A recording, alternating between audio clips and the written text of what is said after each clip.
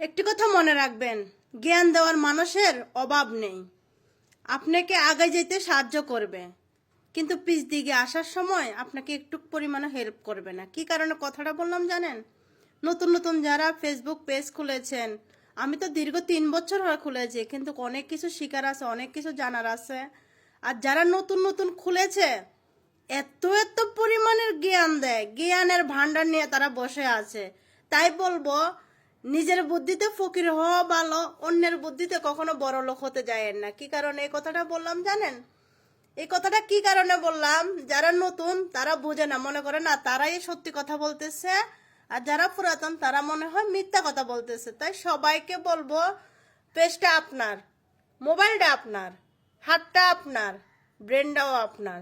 তাই আপনি নিজের বুদ্ধিতে চলবেন, কখনো হারবেন না। শিখবেন, যত শিখবেন তত বুঝতে পারবেন। ভুল করবেন, শুধরাইতে পারবেন, কিন্তু আপনি কারো কথা শুনবেন না। জ্ঞান দিবে মানুষ, জ্ঞান দেওয়ার মানুষের অভাব না। আপনি বিপদে পড়ে দেখেন, আপনাকে তখন কেউ সাহায্য করবে না। তাই বলবো, নিজের মাথাটাকে, ব্রেনটাকে একটু খাটানোর চেষ্টা করুন।